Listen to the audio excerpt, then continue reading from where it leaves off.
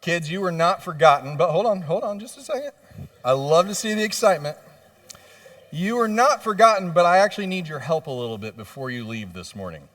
So if I could get you to come up here first, then here in just a little bit, we'll invite you back to MC Kids. But just up here on the steps for just a moment, I promise it won't take a whole lot of your time up.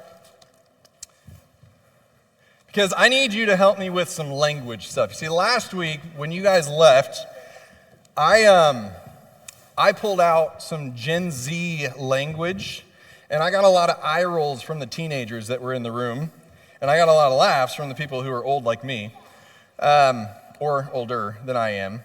But this morning, I wanted you guys to help me out a little bit. You guys, most of you are actually, did you know they're not Gen Z, most of them standing up here? Most of you are Gen Alpha. You are so confident in yourselves that you have said you are the first of all generations. I'm not sure how that works, but that's what you're going with. The generation before you, fun fact, was the last letter of the alphabet, so you can always hold that over their heads. But here's what I need to do. Can anybody tell me what the word sick means? When you are sick and you can't go to school. Okay, so what do you mean by when you're sick and you can't go to school? Like what qualifies as being sick?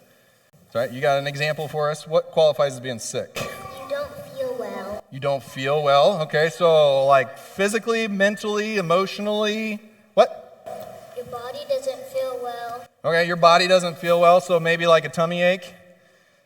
Yeah, you have a different idea, different definition? Does anyone have a definition that doesn't have anything to do with your body?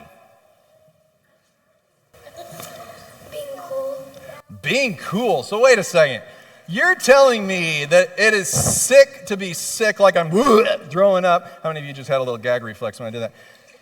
But it can also be sick to be cool? Is it cool when I have a tummy ache? No, so two totally different things. Okay. What does crispy mean? Okay, have I asked you yet? I don't think so. That something is crunchy. Something is crunchy. Okay, so like what kind of things are crunchy? Chips. Chips are crunchy. Okay, that makes sense. Yes. I think it means you look good. Crispy can mean you look good. Is this correct? From the audience? Do you have a different definition? No? That's it? Okay, that's fine. All right, so let me get this straight. Does everybody agree that those are two definitions of crispy? That crispy can be like a chip, that kind of a thing, or like fried chicken. But crispy can also mean like it looks good. Like if I said, dude, your house is crispy, would that be an accurate usage of the word crispy? Because I stole that straight from a movie, and that's what they told me it was in the movie. Okay, what about one more? Just one more. And I totally just blanked on what it was. We've got sick and we've got crisp. Oh, yes, here it is. You haven't even heard the word yet. What about drip? What? It means you're super cool. It means you're super cool? Like what in particular? Oh, he's saying not necessarily. What's not necessarily about that? Your clothes are cool. Your clothes are cool. Okay, well, that is not what drip meant when I was growing up. Can anybody tell me what another definition of drip is? My water bottle had a hole in it, so it dripped. Your what had a hole in it? Water bottle? Water bottle had a hole. Okay, so like liquids dripping out of it. Would you guys agree? Are those two definitions? Yes! So how does it work that drip can both mean that your liquid is dripping and your clothes are cool? Does this make any sense whatsoever to you guys? So can we just agree that Gen Alpha in Knox County can just go back to using words the way that they were meant to be used? Can we do that? Can you help us with that? Because we cannot keep up. It is impossible. All right, you guys, you are invited to go back to MC Kids. Thank you for your help. Give them a hand for helping us learn some words this morning. In Matthew chapter 5, it says, we read, when Jesus saw the crowds, he went up on a mountainside and he sat down. His disciples came to him and he began to teach them. The poor in spirit are blessed. Sorry, I gave you a different translation up there. Blessed are the poor in spirit, for theirs is the kingdom of heaven. Blessed are those who mourn, for they will be comforted. Blessed are the meek, for they will inherit the earth. I don't know about you, but when I read this, so thinking back to this whole idea that different words can have different definitions, when I read this, or maybe I'll just ask you, when you read this, do any of those things seem blessed? If you were to walk around and someone were to ask you, hey, what does it mean to be blessed? Would you look at them and say, well, to be blessed means you're grieving? Anybody ever, maybe I shouldn't say ever, anybody typically give that answer to what it means to be? No, of course not. So there must be something else going on here, because if you go up and you ask people, what does it mean to be blessed? You're going to get, you ask 10 people, you're going to get 10 different definitions with it. But for most people, it's going to see something along the lines of, often we will gravitate toward describing someone who is healthy, financially secure, has a happy family, can go on vacation, they can buy a car. It's going to be something along those lines when we're talking about what it means to be blessed. But if you remember last week, we began to look at what the Sermon on the Mount was all about. And what we began to see is that the Sermon on the Mount was a moment where Jesus got up and he delivered teaching after teaching after teaching that was transformational, that was a prescription for an easy yoke. And next week we're going to talk a little bit more about the yoke. I would do it this morning. Thank you, Doug. But I don't want us to be here until 12:30. So next week we're going to dive into a little bit of that. But it was also completely backwards from what people would typically think of. I also, as a pastor, I appreciate that when Jesus starts his Sermon on the Mount, and now granted, I understand we probably don't have every single word that he said up there. This is probably more of a summary of what it is that Jesus said. But he doesn't take time jumping into some cute analogy and some story that'll get you, pulled in tearjerker-wise. He's just like, here we go. I'm going to stand up, I'm going to preach, and here it is. Blessed are. And he jumps right in. So maybe from now on, some of you are like, please start doing that. Word usage absolutely matters. If you're walking into a room and you're saying the word sick, or you're using the word sick in a sentence, for instance, if I were to say, my son is home sick today, you're probably not going to sit there and think, or maybe you would and you'd be really confused if you sat there and thought, wow, Judah's at home having a great time? That's awesome. If your response to me was, dude, that is so cool. I'm so happy for Judah. I'm probably going to be like, he's sitting on the toilet all day long. Like, come on, who are you? Word usage and how it's used matters. So as we look at, I want us to spend some time looking at this word blessed that is in here. Because we'll use it, we'll say bless you when somebody sneezes. We'll say bless his heart when someone really has something terrible going on in their lives or when we just don't like them. We'll use hashtag blessed as whatever we want to use it for. And in the church, we even sing songs like, I'm so blessed, got this heartbeat in my chest. And it obviously isn't being used in the same way that Jesus, based on what we're looking at there anyway, I think it feels obvious that it's not being used in the same way that Jesus uses it. So real quickly, and believe me, I could spend 20 minutes just on this, and in fact, originally, I probably had about 20 minutes planned on it, and then I thought, nope, it's time to cut some of that down. But I want us to go on a journey through some Hebrew and some Greek this morning. For the record, I didn't take either one of those courses when I was getting my degree in ministry. I've never really fully studied Hebrew or Greek, but there are a lot of people who have that I really trust. One of this word blessed, and there's a reason for Hebrew and Greek. It's because they were the words that were being used at the time that Jesus would have said this. Because remember, he didn't say this to a group in 2025 who speaks English. He said it in the first century to a group of people who spoke Aramaic, Hebrew, and Greek. So as we look at this, one of the usages of blessed in Greek would be the word Baruch. Everybody say it with me, Baruch. Perfect. You guys are now Hebrew scholars, and you can go out and you can tell everybody that you know exactly what all of the Old Testament says in the original Hebrew. This word Baruch means that God has brought abundance and safety and security in someone's life. That sounds a lot like what we would typically think of as the word blessed, does it not? The problem is when Jesus is speaking in Matthew chapter 5, it's not being translated and written down in Hebrew. It's being written down in Greek. And when we come along the manuscripts that Matthew would have had, it is translated into Greek. And the Greek word for blessed that they would have written in the original manuscript was the word makarios, which translated into English, don't worry, I'm not going to spend the whole morning on this, but I do think it's important. Could mean, possibly, oh, how happy, oh, how fortunate, or oh, how flourishing. Also sounds pretty similar, but when this word is translated back into the Hebrew, this word makarios, when Greek scholars would come along and translate Hebrew words, the word that they typically translated as makarios, that we translate as blessed, came from a Hebrew word, ashrei. So, I forgot to have you say the Greek word, but say this one with me, ashrei, which at its most simplest level means the good life.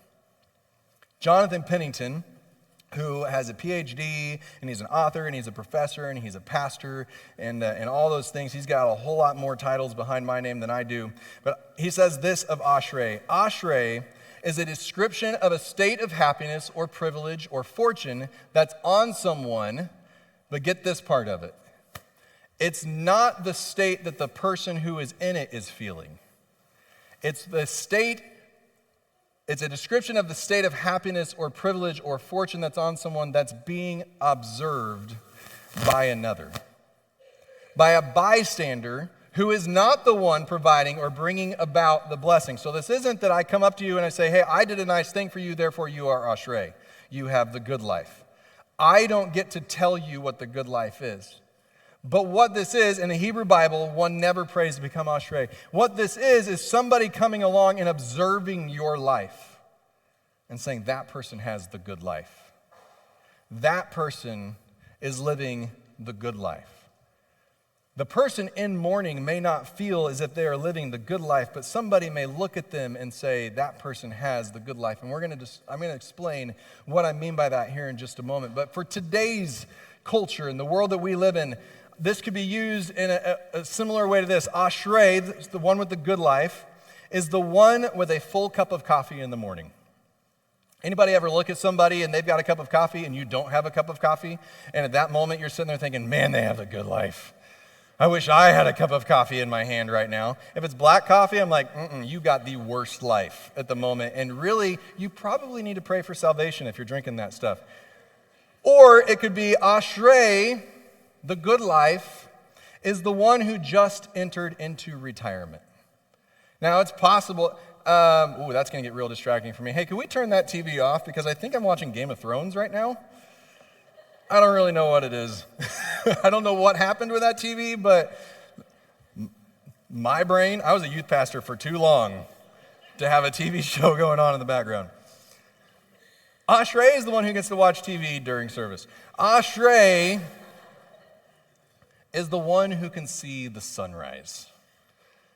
The good life is being had by the one who can see the sunrise. What this really comes down to with ashrei is that, like I said with blessed, we might sit there and we're like, we've got 10 definitions for it. Ashrei is the same way. Ashrei is a matter of perspective. And while we are in the midst of living the good life, our perspective might not be the same as the observer who is observing our life, but it doesn't mean that there isn't a perspective where we are living the good life. When Jesus taught about the blesseds, the beatitudes, he wasn't using our word blessed. He was using what would have been translated back to the Hebrew as ashrei. It was backwards. It was not what we would typically think of as the good life. But here's what he says. I'm going to read it again, only this time I'm going to read it using that translation instead. The poor in spirit have the good life, for the kingdom of heaven is theirs. Those who mourn have the good life, for they will be comforted. The gentle have the good life, for they will inherit the earth. Okay, we're a little bit closer to what Jesus was saying at this point. And I think it helps me anyway to get that word blessed out of there, not because it's a bad word, but because my English-speaking 2025 mind equates blessed or being blessed with having comfort and having abundance and having, the stability and the health and the happy family. It goes along with all those things, and that's not necessarily what Jesus is saying when he stands up and he speaks. But to break it down just a little bit more, I want to look, this is what I would call, and what I've heard others call, the first triad of the Beatitudes. If you know much about the Beatitudes, if you know much about the Sermon on the Mount, you know that there are 9 different statements that Jesus makes where he says, blessed are, or he says, these people have the good life. This is just, we're looking at the first 3, the first triad of those this morning. And so when he starts off and he says the poor in spirit, we've translated that in many different ways. One of those being that it's those who are poor. It's those who don't have any money. And that is a part of the definition of it. It is a use of this phrase, poor in spirit, but without diving into even more Hebrew and Greek, because I do realize that there is a point where the pastor, I've been there, is literally just speaking Greek all morning, and we have no idea what they're getting at. So I'm not going to run you through all the other words, but this phrase, poor in spirit, if we were to translate it a little bit more literally, Jesus would be saying this: the powerless, the impoverished, those with little to no influence, they have the good life, for the kingdom of heaven is theirs. Read that to you again. The powerless, the impoverished, those with little to no influence have the good life, ashrei, for the kingdom of heaven is theirs. Now keep in mind that last week when we spent some time and we looked at who was Jesus speaking to in this first century, that he was speaking to a people who were living in their ancestral homes, the homes that had been handed down to them generation after generation, the land that had been handed down to them generation after generation, but they had no control over their land. They had no say in what went on in their daily life. I mean, I shouldn't say no say. When it came to the big decisions, they didn't get a voice in it. These were people that he was speaking to who, if a warrior for the Roman guard came along, if a soldier for the Roman guard came along and said, hey, carry my stuff, they couldn't sit there and say, well, I'm in the middle of making dinner right now. Or, I've got to finish welding this piece of equipment over here. No, they had to, at that point, drop everything they had, pick up that soldier's gear and carry it for a mile, and then walk back a mile. They didn't have a choice. We sit there and we say, that's not fair, and we're absolutely right. That's not fair. But that's the people that Jesus was speaking to. When he says that the powerless, the impoverished, and those with little to no influence, they have the good life, for the kingdom of heaven is theirs. This kingdom on earth is not theirs, but the kingdom of heaven is. So I'd ask you this morning, do you feel like you have the good life when you feel absolutely powerless to stop what somebody is doing, stop something that somebody is doing to you? Do you sit there and do you think, I've got the good life right now? Or do you feel like you have the good life when you can't find your legs in the face of a diagnosis that you just received? Do you feel like you have the good life when you're struggling to meet your bills? Do you feel like you have the good life when you're in a position where your voice doesn't matter, where nobody cares about what it is that you have to say? Because Jesus would say from his perspective that you do. He's not coming along and saying, hey, all those hard things that you're dealing with right now, all those negative emotions and those negative feelings and those negative circumstances, he's not coming along and saying those don't matter. What he's doing is he's saying, no, in the midst of that, you can have the good life, for the kingdom of heaven is yours. You're not distracted, or you don't have the same distractions in your life about building your own kingdom when you're living under a kingdom of someone else. You can step into my kingdom. It feels a little odd, admittedly. And we struggle with that because our innate desires push against what Jesus is saying here. But the good news is he doesn't stop there. He keeps on going, everybody. And he says, those who grieve, they have the good life, for they will be comforted. You know, the people of the first century, because again, he's not speaking to us, he's speaking for us, but he's not speaking to us. The people of the first century had a lot of things about their life that were incredibly different than ours. They couldn't pull out a phone. They couldn't, just to distract themselves. They couldn't turn on the TV to kind of daze out. They couldn't schedule an appointment with a counselor when they were struggling with something. Their lives were very different, but they also had some things that were absolutely in common with ours. And death and loss were two of those things. It could be the death of a loved one. It could be the loss of their health.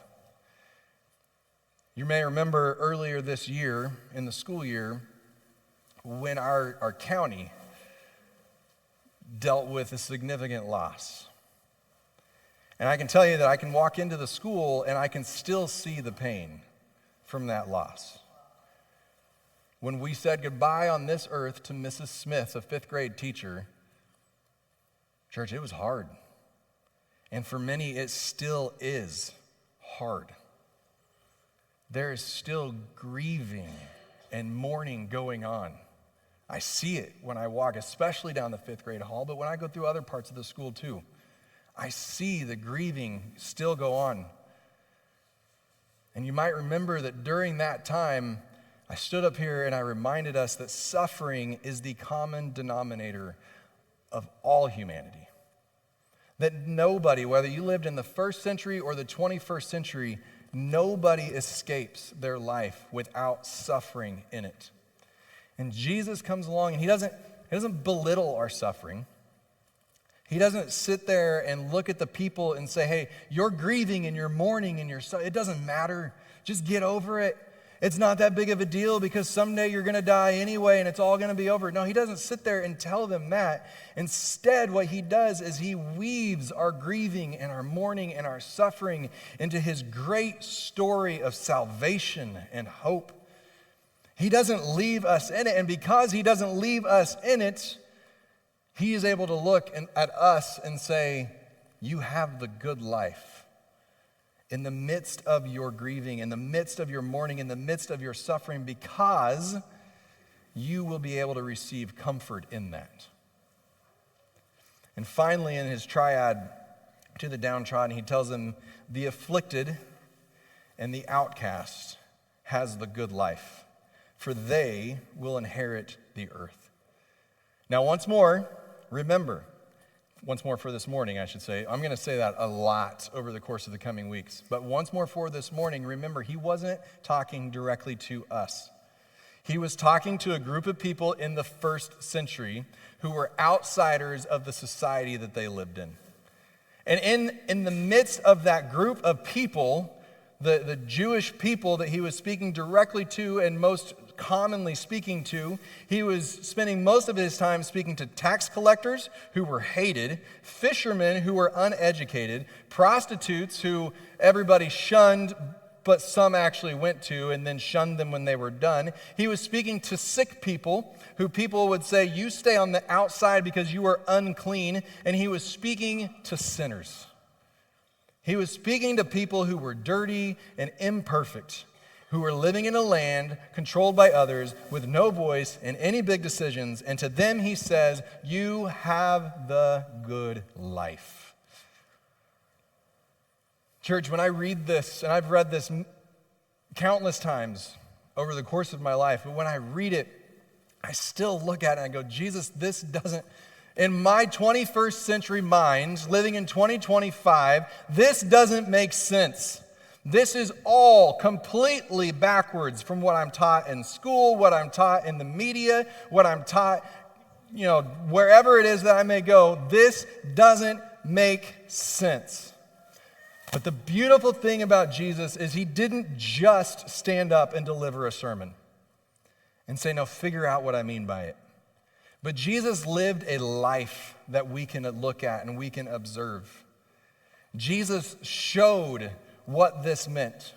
And so I'd like to look at a story from Jesus' life where he lives out and he shows people what this means, that you can have the good life even when you are the downtrodden in this world. Because sometime after the sermon that he delivered, a couple of his closest friends came up to him and said, hey, Jesus, or I should say they sent some messengers. They said, Jesus, you've got to come quick. You've got to get here quick. Our brother is dying and we are powerless to stop the sickness. Now, maybe there would have been somebody in the Roman world that would have had some sort of what they would have called technology. I know it's not what we would consider technology because you don't plug it in, but they would have had something that could have come along and it could have helped their brother, but they were the outcasts of that society. They were living in the land, but they didn't have any control. They didn't have any influence in the land. They were what we would call poor in spirit. And their brother was sick. But thankfully, in their mind, Jesus had a 100% success rate when it came to healing. And he didn't even have to bring him into a hospital room. He didn't have to pull out any equipment. I mean, sometimes he picked up some dirt and he spit in it and he made mud, which, again, I look at like, Jesus, I don't know if you know just how unsanitary that is. Can you imagine going into the doctor these days and they start slathering mud all over you? We would run. But anyway, Jesus, it worked because, well, it worked. And they look at him and they go, he is close enough. He's close enough that he can make it here in time. This healer who has never gone to a person to heal them and failed loves us. We know that he loves us. We're his friends. We're some of his closest friends. And he can make it here. But Jesus decided to wait a few days. Brother's dying, needs you now, but hey, it's cool. Just take a few days where you are, maybe go on vacation, go on holiday, as the British would say. Just no big deal, no rush. By the time Jesus got there, their brother was dead. If he had come right away, maybe he would have made it, but he didn't. He took his time. And by the time he got there, the brother is dead, and the sisters are not thinking that they are living the good life. They are not sitting there, and Jesus is walking up, and they're going, oh, praise the Lord, you're here. No, in fact, they look at him and they go, where were you? Have you ever stopped to really just sit in the anguish and the anger that those sisters would have been feeling? I mean, put yourself in that story. You've got a friend who has the antidote to your brother's snake bite. And he could get it to you in time, but instead he takes his jolly old time coming home to you. And by the time he gets there, your brother is dead. Or if you don't like your brother, put your sister or your parents in there. I don't know. Put somebody in there that you actually like. What kind of anguish, what kind of anger, what kind of confusion are you feeling?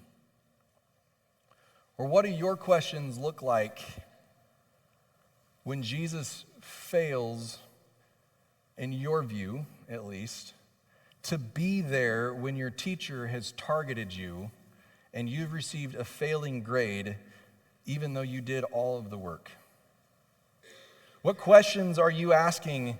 Is it something like, Jesus, where were you when I lost my job, despite being more qualified than the people who got to keep theirs? Jesus, where were you when my loved one died? Where are you now as I grieve? Jesus, if you were actually here, I wouldn't be wrestling with this addiction. Because if you're the healer, you can take it away from me just by looking at me. Jesus, where were you when my child walked away? Have you ever in that moment of anguish and anger just looked at him and said, where were you? Because that's what the sisters are doing. They're not sitting there thinking, we've got the good life. This is great. I am so blessed right now. They're not seeing in this moment the Baruch at the end of the road. But thank God that when Jesus finally does get there and when they come up to him and they encounter him in that way, when their first words out of their mouths are, where were you? If you'd been here, this wouldn't have happened. He doesn't sit there and look at them and go, how dare you? How dare you question me? How dare you come at me and think that I don't love Lazarus? How dare you treat me like this? He doesn't scold them.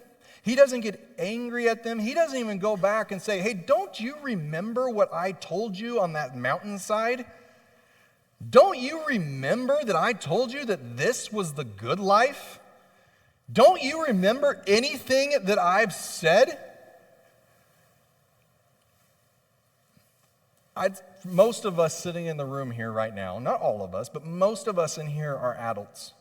And there has been a moment when we have taught somebody something, and maybe it's a day later, a week later, a month later, they completely forget and they throw something in our face. And our response may very well be, how could you even think that in the first place? But Jesus doesn't do that. See, Jesus comes along and he has compassion on them. Jesus comes along and he expresses understanding for what they're feeling at that moment. And one of the greatest displays of the emotional, loving God that we have, Jesus weeps with them. Now, there could be a lot of different things, and I think there were multiple things that were going through Jesus' mind when he wept with them. But regardless of what was going through, he still did it. He still wept with them in the midst of everything that they were going through, in the midst of what definitely did not feel like the good life, in the midst of their mourning, in the midst of being the outcast in a foreign land, in the midst of being absolutely powerless. He shows them how unbelievably they could have a perspective in the midst of all of it, that they had Ashrei, that they had the good life. Because had they not experienced the powerlessness, perhaps they never would have understood how the kingdom of God is truly for those who are powerless. If they hadn't experienced powerlessness, perhaps they would have continued to try and build a kingdom of their own, instead of understanding that the kingdom of God is over any kingdom that they could try to build. Had they not experienced grief, perhaps they never would have understood the compassion of the God who created them. Now, I think for us, I think of those moments where life just seems to be falling apart around us. How do we know who our true friends are in life? Are our true friends the ones who just come alongside us when everything's good and go party with us? Or are the true friends that we really trust the ones who are there with us in the hardest moments? The ones who, when we're grieving and mourning and we feel powerless and we feel like nobody likes us and nobody cares about us. The one who, young people, that when you're sitting there in class and everyone else is making fun of you, they're the ones who stand up and say, hey, knock it off. Who do we consider to be our truest, closest friends? And they're the ones who come alongside us in the worst of moments in our lives. And that's how we know that we can trust them. And Jesus looks at the people and he says, do you want to know how you're going to know you have the good life? You're going to know you have the good life when you know that you can trust me. And you're going to know you can trust me not when everything's great, but when everything falls apart and I'm still there. Now, I understand the pushback that we can sometimes walk into here of, yeah, but wouldn't it be a better life if we never had to experience it in the first place? And to that, as harsh as it sounds, I would say, maybe, but you're not living in reality. It's not logical. It's not a question that really makes sense. Because nobody lives a life devoid of suffering. Nobody lives a life without anything going wrong. So wouldn't it be better? Possibly. But that life is not possible, and it's not God's fault. That life isn't possible because of us. The only way for that life to be possible would be for God to have made a bunch of robots who didn't have any choices to make of their own. Because as humans, we have proven that we will make poor choices. And with poor choices does come suffering in the world. And hey, guess what? It might not even be your poor choice that brings on your suffering, but it was somebody's poor choice that brought suffering into your life. And in the midst of it, God is there. See, when life is great and life is good, it is so easy to forget who God is. And when life is hard, it's easy to blame God.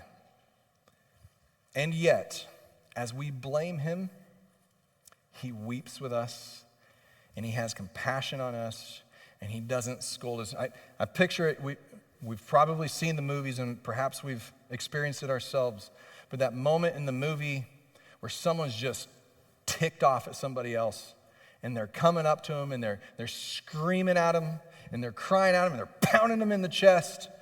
And what is that scene that we've seen so many times where they put their arms around him, and they hold him, and they wait for the screaming and the cursing to stop. And it's in that moment that the person knows that even with my blame, they still love me. They're not ditching me. I have the good life because this person loves me.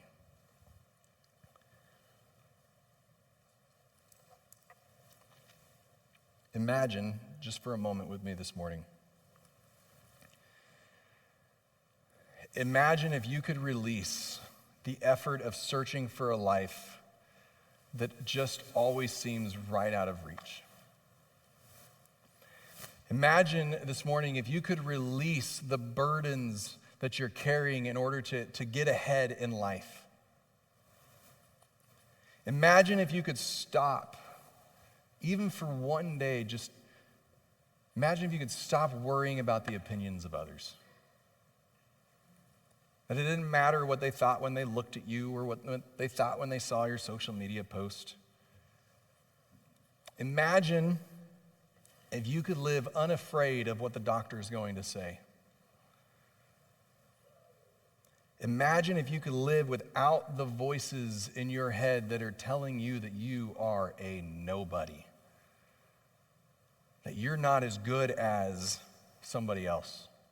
Imagine if you could have something that Jesus seemed to have that we so often don't, and your life could just be full of contentment.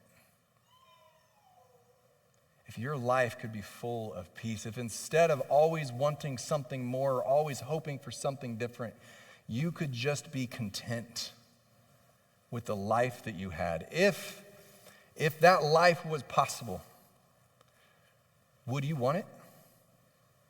If that life was possible, what would you do to get it? Even if you had to lose and give up prestige and power and influence and affluence, would contentment be worth it? Would that be to you the good life? Jesus taught a way. He taught an easy yoke with a light burden that was so transformational and so backwards that it just might work.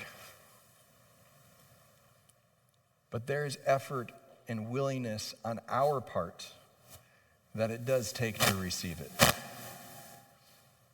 Brenna Blaine, an author and speaker and podcaster, I think is what you call somebody who does, a person who does podcasts. She says it this way: transformation begins when we actively invite him to work in and examine our hearts over and over and over. Or the psalmist said it in Psalm 139, that transformation begins when we invite him to search my heart, O God, and reveal any way in me that doesn't line up with you. When we invite him to search us, to examine us, and to work within us, he promises that his power will prove that he is, as he told those sisters so long ago, the resurrection and the life. That anyone who believes in me will live even though they die. As backwards as that sounds, because Jesus so often said backwards things, and whoever lives by believing in me will never die. And then he asked them, do you believe this? And so, church, I ask you this morning with the same words of Jesus, do you believe this?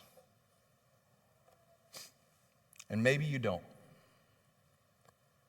Maybe this morning you're sitting here and you're going, maybe you're even someone who has said that you followed him. You're like, I don't fully believe him here. Or maybe you're someone who just doesn't believe him at all. And my question to you would be, is your way working? Are you finding contentment with your way? And if you're not, why wait until tomorrow to try something different? The powerless have the good life, for theirs is the kingdom of God. Those who grieve have the good life, for they will be comforted. And the afflicted have the good life, for they will inherit the earth.